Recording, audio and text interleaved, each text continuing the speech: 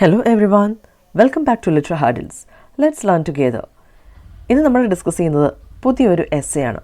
എസ്സേയുടെ പേര് peril and it is written by Toni Morrison. ആദ്യം തന്നെ നമുക്ക് റൈറ്റർ ടോണി മോറിസൺ എന്ന് പരിചയപ്പെടാം. Toni Morrison was an American novelist, essayist, book editor and a college professor. She has had not one but several distinguished careers. As an editor at Random House, where she worked to bring black literature into the mainstream, and as a professor of writing at Cornell, Bard and Princeton. She is a writer in many genres, from children's books to criticism. Tony Morrison എന്ന പേര് കേൾക്കുമ്പോൾ ഒരു പുരുഷൻ്റെ രൂപമാണ് മനസ്സിലേക്ക് വന്നതെങ്കിൽ നിങ്ങൾക്ക് തെറ്റി. That's A lady and this is Har picture. Tony Morrison ഒരു അമേരിക്കൻ നോവലിസ്റ്റാണ്, എഡിറ്ററാണ്, എസ്സേയിസ്റ്റാണ്, കോളേജ് പ്രൊഫസറാണ്. ഇങ്ങനെ പല നിലകളിൽ പ്രശസ്തി ആർജിച്ച സ്ത്രീയാണ് ടോണി മോറിസൺ. ബ്ലാക്ക് പീപ്പിൾ എഴുതുന്ന വർക്ക്സിനെയാണ് ബ്ലാക്ക് ലിറ്ററേച്ചർ എന്ന് പറയുന്നത്. ബ്ലാക്ക് ലിറ്ററേച്ചറിനെ സമൂഹത്തിലേക്ക് കൊണ്ടുവരുന്നതിനായി അവർ ഒരുപാട് പരിശ്രമിക്കുകയും ചെയ്തിട്ടുണ്ട്. ഒരുപാട് തരം വർക്കുകൾ അവർ കൈകാര്യം ചെയ്തിട്ടുണ്ട്. അവയിൽ ബാലസാഹിത്യ കൃതികൾ തുടങ്ങി ക്രിറ്റിസിസം വരെ ഉൾപ്പെടുന്നു. Her first novel the bluest eye was published in 1970. The critically acclaimed Song of Solomon brought her national attention and won National Book Critics Circle Award. In 1988, Morison won Pulitzer Prize for The Beloved. She gained worldwide recognition when she was awarded the Nobel Prize in Literature in 1993. She was the first black woman of any nationality to win the prize. Toni മോറിസന്റെ ആദ്യ നോവലായ the bluest eyes publish ചെയ്തത് 1970-ലാണ്. ദേശീയ തലത്തിൽ തന്നെ ഒരുപാട് ശ്രദ്ധ നേടിയ മറ്റൊരു ബുക്കാണ് സോങ് ഓഫ് സോളമൻ. ഈ ബുക്കിന് ടോണി മോറിസന് national book critics circle award ലഭിച്ചിട്ടുണ്ട്. 1988-ൽ ബിലവഡ് എന്ന കൃതിക്ക് പുലിറ്റ്സർ പ്രൈസ് ലഭിക്കുകയും 1993-ൽ ഏറ്റവും വലിയ അവാർഡായ നൊബൽ പ്രൈസ് ലഭിക്കുകയും ചെയ്തു. ഇത് ചരിത്രത്തിലെ തന്നെ ആദ്യത്തെ സംഭവമായിരുന്നു, അതായത് ഒരു കറുത്ത വർഗ്ഗക്കാരിയായ ഒരു സ്ത്രീ നൊബൽ പ്രൈസിന് അർഹത നേടുന്നത്. ഇനി നമുക്ക് ടോണി മോറിസന്റെ പെറിൽ എന്ന എസ്സേക്ക് ഒരു ഇൻട്രൊഡക്ഷൻ നോക്കാം. Peril comes from Toni Morrison's anthology. She edited Burn This Book. The essay was initially presented by Toni Morrison at a PEN International Festival in 2008. The essay considers censorship in the case of writers. Peril discusses 3 human responses to the chaos following censorship. Burn This Book എന്ന സമാഹാരത്തിൽ ഉൾപ്പെട്ട ഒരു എസ്സേയാണ് നമുക്ക് പഠിക്കാനുള്ളത്. 2008-ലെ pen international ഫെസ്റ്റിവലിൽ വെച്ച് Tony Morrison നടത്തിയൊരു സ്പീച്ചാണിത്. എഴുത്തുകാർ നേരിടുന്ന സെൻസർഷിപ്പാണ് ഈ എസ്സേയിൽ മെയിനായിട്ട് ടോണി മോറിസൺ പറഞ്ഞു വെച്ചിരിക്കുന്നത്. പെൻ ഇൻ്റർനാഷണൽ ഫെസ്റ്റിവൽ എന്താണെന്നല്ല നമ്മൾ സൽമാൻ റുഷ്ദിയുടെ ഓൺ സെൻസർഷിപ്പ് എന്ന ലെസൺ ഡിസ്കസ് ചെയ്തപ്പോൾ പറഞ്ഞിരുന്നു. പെറിൽ എന്ന എസ്സേയിൽ ടോണി മോറിസൺ എന്തൊക്കെയാണ് പറഞ്ഞു വെച്ചിരിക്കുന്നതെന്ന് ഇനി നമുക്ക് നോക്കാം. Let's see. In the case of autocratic regimes, the leaders are not fools. They know that it's foolish to give dissident writers freedom to publish their judgments or follow their creative instinct. They are also not stupid enough to abandon control over the media. If an author in an authoritarian regime is given free hand, it will be perilous for the ruling power. The writers can then disturb the social oppression that functions within the regime. Doing so would mean it would lead to their own peril. പെറിൽ എന്ന വാക്കിൻ്റെ meaning വിപത്ത് എന്നാണ്. സ്വേച്ഛാധിപത്യ ഭരണ സംവിധാനത്തെ എക്സാമ്പിളായി എടുത്തുകൊണ്ടാണ് Tony Morrison essay start ചെയ്യുന്നത്. അത്തരം ഒരു നേഷനിൽ അവിടെയുള്ള ലീഡേഴ്സൊന്നും വിഡ്ഢികളായിരിക്കില്ല എന്ന് പറഞ്ഞുകൊണ്ടാണ് ടോണി മോറിസൺ പറയാനുള്ള കാര്യങ്ങൾ നമ്മളുമായി പങ്കുവയ്ക്കുന്നത്. ലീഡേഴ്സ് ആർ നോട്ട് ഫൂൾസ് എന്ന് പറയാനുള്ള കാരണമാണ് അടുത്ത പോയിന്റിൽ പറഞ്ഞിരിക്കുന്നത്. വിമതരായ റൈറ്റേഴ്സിന് അവരുടെ ക്രിയേറ്റിവിറ്റിക്ക് ഇഷ്ടമുള്ളത് എന്തും എഴുതാനുള്ള ഫ്രീഡം നൽകുന്നത് വിഡ്ഢിത്തമാണ് എന്ന് ഓട്ടോക്രാറ്റിക് റെജിംസിന് അറിയാം. അതുപോലെ തന്നെ മീഡിയയ്ക്കുമേൽ അവർക്ക് ഒരു കൺട്രോൾ എപ്പോഴും ഉണ്ടാവും. ആ കൺട്രോൾ ഉപേക്ഷിച്ച് മീഡിയയ്ക്ക് ഇഷ്ടമുള്ളത് എന്തും പ്രസൻറ്റ് ചെയ്യാനുള്ള ഫ്രീഡം നൽകുന്നത് മഹാമണ്ടത്തരമാണെന്നും ഓട്ടോക്രാറ്റിക് റെജിംസിന് അറിയാം. സ്വേച്ഛാധിപത്യ ഭരണ സംവിധാനമുള്ള ഒരു രാജ്യത്ത് ഒരു എഴുത്തുകാരന് ഇഷ്ടമുള്ളത് എന്തും എഴുതാം എന്നൊരു സ്വാതന്ത്ര്യം ലഭിക്കുകയാണെങ്കിൽ അത് തങ്ങളുടെ തന്നെ നാശത്തിന് വഴി തെളിക്കുമെന്ന് റൂളിംഗ് ക്ലാസ്സിന് നല്ലതുപോലെ അറിയാവുന്നൊരു കാര്യമാണ്. അത്തരമൊരു നേഷനിൽ സാമൂഹിക അടിച്ചമർത്തൽ ഒരു നേർക്കാഴ്ചയായിരിക്കും, അല്ലേ? ഈ റൈറ്റേഴ്സിനും അത്തരം അടിച്ചമർത്തലിനെ പോലും ഡിസ്റ്റർബ് ചെയ്യാനുള്ള പവർ ഉണ്ടാവും. ജനങ്ങളെ സ്വേച്ഛാധിപത്യ ഭരണത്തിനും ഭരണാധികാരികൾക്കുമെതിരെ തിരിക്കുവാനും അവർക്കെതിരെ പോലും ശബ്ദമുയർത്താൻ തക്കവണ്ണം ഒരു പവർ ക്രിയേറ്റ് ചെയ്യാനും റൈറ്റേഴ്സിന് സാധിക്കും. അങ്ങനെയുള്ള സന്ദർഭങ്ങളിൽ റൈറ്റേഴ്സിനും മീഡിയയ്ക്കും മാക്സിമം ഫ്രീഡം കൊടുക്കുക എന്നാൽ റൂളിംഗ് ക്ലാസ്സിന് തന്നെ അതൊരു വിപത്തായിരിക്കും എന്നവർക്കറിയാം. ഇതുകൊണ്ടാണ് ടോണി മോറിസൺ സ്റ്റാർട്ട് ചെയ്തപ്പോൾ പറഞ്ഞത്, in the case of autocratic regime the leaders are not fools എന്ന്. ഇനി അടുത്തതായി ടോണി മോറിസൺ നമ്മളോട് പറയുന്നത് the methods adopted by authoritarian regimes to control writers ഇതിനെ പറ്റിയാണ്. സോ നമുക്ക് നോക്കാം എന്തൊക്കെ മെത്തേഡ്സാണ് അതോറിറ്റേറിയൻ റെജിംസ് റൈറ്റേഴ്സിനെ കൺട്രോൾ ചെയ്യാൻ വേണ്ടിയിട്ട് സ്വീകരിക്കുന്നതെന്ന്. Through various methods, they maintain their control. It includes surveillance, censorship, arrest, and even killing of writers who inform and disturb the public. This is because these writers may be unsettling, calling into question or taking another deeper look. പല methods use ചെയ്താണ് authoritarian റെജിംസ് അവരുടെ control റൈറ്റേഴ്സിനും മീഡിയയ്ക്കും നേരെ പ്രയോഗിക്കുന്നത്. അവ ഏതൊക്കെയാണെന്ന് വെച്ചാൽ surveillance അല്ലെങ്കിൽ close observation നിരീക്ഷണം, അതുപോലെ തന്നെ എഴുത്തുകാർക്ക് സെൻസർഷിപ്പ് ഏർപ്പെടുത്തുക, അവരെ അറസ്റ്റ് ചെയ്യുക, അതുപോലെ തന്നെ പബ്ലിക്കിനോട് അല്ലെങ്കിൽ കോമൺ പീപ്പിളിനോട് അധികാരികളെക്കുറിച്ച് മോശമായി എന്തെങ്കിലും എഴുതി പബ്ലിക്കിനെ ഡിസ്റ്റർബ് ചെയ്യുകയോ അവരെ അധികാരികൾക്ക് നേരെ തിരിച്ച് പ്രശ്നമുണ്ടാക്കുന്ന വിധത്തിൽ എന്തെങ്കിലും എഴുതുകയോ ഒക്കെ ചെയ്യുന്ന റൈറ്റേഴ്സിനെ കൊന്നു തള്ളുന്നതും ഇത്തരം അധികാരി വർഗത്തിൻ്റെ ഒരു മെത്തേഡാണ്.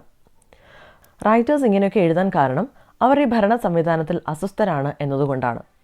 അവർ ഈ ഭരണ സംവിധാനത്തെ ചോദ്യം ചെയ്യുകയും ഈ ഭരണത്തെ വിശകലനം ചെയ്ത് ജനങ്ങൾക്ക് മുമ്പിൽ ഭരണത്തിൻ്റെയും ഭരണാധികാരികളുടെയും ക്രൂരമായ മുഖം കാട്ടിക്കൊടുക്കുകയും ചെയ്യും എന്നുള്ളതാണ്. സോ പല മെത്തേഡ്സ് യൂസ് ചെയ്ത് ഈ റൈറ്റേഴ്സിനെയൊക്കെ ഒതുക്കുക എന്നുള്ളത് അധികാരി വർഗത്തിൻ്റെ ആവശ്യം കൂടിയാണ്.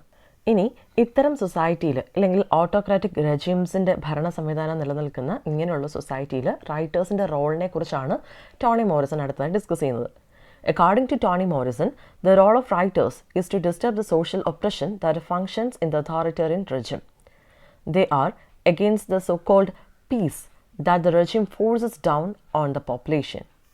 ടോണി മോറിസനെ സംബന്ധിച്ചിടത്തോളം ഒരു റൈറ്ററിൻ്റെ റോൾ എന്താണെന്ന് വെച്ചാൽ അതോറിറ്റേറിയൻ റെജിംസിൻ്റെ കീഴിൽ സാമൂഹിക അടിച്ചമർത്തലിന് വിധേയരായി കഴിയുന്ന ജനങ്ങളെ ഈ ഭരണ സംവിധാനത്തിൻ്റെ ക്രൂരതകളും ദോഷങ്ങളും അവർക്ക് മുമ്പിൽ തുറന്നു കാട്ടി ഈ ഭരണത്തിനെതിരെ അവരുടെ ഉള്ളിൽ ഒരു ഡിസ്റ്റർബൻസ് ഉണ്ടാക്കുക എന്നുള്ളതാണ്. ഇത്തരം റൈറ്റേഴ്സിനെ സംബന്ധിച്ചിടത്തോളം പീസ് അല്ലെങ്കിൽ കേവലം സമാധാനം എന്ന് പറയുന്ന കോൺസെപ്റ്റിനോട് അവരെതിരാണ്. കാരണം ഇത്തരം ഭരണ സംവിധാനങ്ങൾ സാധാരണ ജനങ്ങൾക്ക് അവരുടെ അവകാശങ്ങളെക്കുറിച്ച് സംസാരിക്കുവാനോ ഒന്നിനെയും ചോദ്യം ചെയ്യുവാനോ സാധിക്കില്ല. ജനങ്ങളെയൊക്കെ ഈ ലീഡേഴ്സ് അടിച്ചമർത്തിയിട്ടിരിക്കുകയാണ്. അപ്പോൾ അങ്ങനെയുള്ള ഒരു രാജ്യത്ത് ഈ സോകോൾഡ് സമാധാനം എന്നൊന്നുണ്ടെന്ന് അധികാരികൾ അവകാശപ്പെടും. റൈറ്റേഴ്സ് ഇത്തരത്തിലുള്ള ഈ സമാധാനം എന്ന കോൺസെപ്റ്റിന് എതിരാണ്. ജനങ്ങളെ ഇതിനെക്കുറിച്ച് ബോധവാന്മാരാക്കുക എന്നാണ് ഒരു റൈറ്ററിൻ്റെ റോൾ എന്നാണ് ടോണി മോറിസൺ പറയുന്നത്. ഇനി നമുക്ക് അടുത്ത ഭാഗത്തേക്ക് പോകാം. Peril for ordinary folks to us. The absence of writers or the choking of a writers work is of equal peril to the ordinary folk and to us. Rescuing them is necessary for our own well-being. Morison maintains that the lives of writers who are at peril from such rules should be safeguarded as it affects as well. There are many examples where writers flee from their home country because they voice their opinions against the ruling powers. ഈ വിപത്ത് സാധാരണക്കാരെയും നമ്മളെയുമൊക്കെ എങ്ങനെ ബാധിക്കുമെന്നാണ് Tony Morrison ഇവിടെ പറയുന്നത് എന്ന് നമുക്കൊന്ന് നോക്കാം. അധികാരികൾ അടിച്ചമർത്തുകയും കൊന്നുകളയും ഒക്കെ ചെയ്ത ഒരു സൊസൈറ്റിയിൽ റൈറ്റേഴ്സ് എന്നൊരു വർഗം തന്നെ ഇല്ല എന്ന് കരുതുക, അല്ലെങ്കിൽ അവരുടെ വർക്ക്സ് പുറം ലോകം അറിയാത്ത രീതിയിൽ ഒതുക്കപ്പെട്ടു എന്ന് കരുതുക. അങ്ങനെ സംഭവിച്ചാൽ ഇത് സാധാരണ ജനങ്ങൾക്ക് ഒരു വലിയ വിപത്ത് തന്നെയായി മാറിയേക്കാം. നമ്മുടെ വെൽബീയിങ്ങിനായി റൈറ്റേഴ്സിനെയും അവരുടെ വർക്ക്സിനെയും ഒക്കെ അധികാരി വർഗ്ഗങ്ങളിൽ നിന്ന് സംരക്ഷിക്കേണ്ടതുണ്ട്. തങ്ങളുടെ അഭിപ്രായങ്ങൾ റൂളിംഗ് ക്ലാസ്സിനെതിരെ സംസാരിച്ചതിൻ്റെ പേരിൽ നാട് വിടേണ്ടി വന്നിട്ടുള്ള ഒരുപാട് റൈറ്റേഴ്സ് എക്സാമ്പിളായിട്ടുണ്ടെന്നും ടോണി മോറിസൺ നമ്മളെ ഓർമ്മിപ്പിക്കുന്നു. Historically, the suppression of writers is an indication of the issues people will face under such authoritarian power, as well as the fact that something important has taken place. Morison talks about the two human responses to chaos, naming and violence. If the chaos is simply something unknown to us, then the problem can be easily solved through naming. Example, naming of stars. But if chaos resists by rebelling or reforming itself, then violence becomes the response. Example, death in war. ഭരണകൂടത്തിൻ്റെ അടിച്ചമർത്തലുകളിൽ ശബ്ദം നഷ്ടപ്പെട്ട പലരുടെയും ശബ്ദമാണ് റൈറ്റേഴ്സിൻ്റേത്. ഇത്തരം ഭരണവ്യവസ്ഥിതികളെ പൊളിച്ചെറിഞ്ഞ് അവർക്കെതിരെ കലാപങ്ങൾ സൃഷ്ടിക്കുന്നത് റൈറ്റേഴ്സും കലാകാരന്മാരുമാണ്. Tony Morrison പറയുന്നത് ഭരണകൂടം ഇവരെ നേരിടുന്നത് രണ്ട് രീതിയിലാണെന്നാണ്. അതിലൊന്ന് ചില പേരുകൾ വിളിച്ചുകൊണ്ടും, രണ്ടാമത്തേത് അക്രമം കൊണ്ടും. വ്യവസ്ഥകളെ തിരുത്തി എഴുതാൻ ശ്രമിക്കുന്നത് സമാധാനത്തിൻ്റെ വഴിയിലാണെങ്കിൽ ഭരണകൂടം അവരെ പല പേരുകളിട്ട് വിളിക്കുന്നു. അതായത് തീവ്രവാദികൾ, ആൻറ്റി ക്രൈസ്റ്റ്, മാവോയിസ്റ്റ്, അരാജകവാദികൾ, അങ്ങനെയൊക്കെ.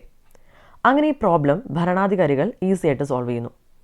ഇനി ഈ വ്യവസ്ഥകളെ തിരുത്താൻ ഒരു കലാപം സൃഷ്ടിക്കാൻ മുതിരുകയാണെങ്കിലോ ഭരണവർഗം അവരെ അതിക്രൂരമായി അടിച്ചമർത്തുകയും ചെയ്യുന്നു. There is also a third response, stillness.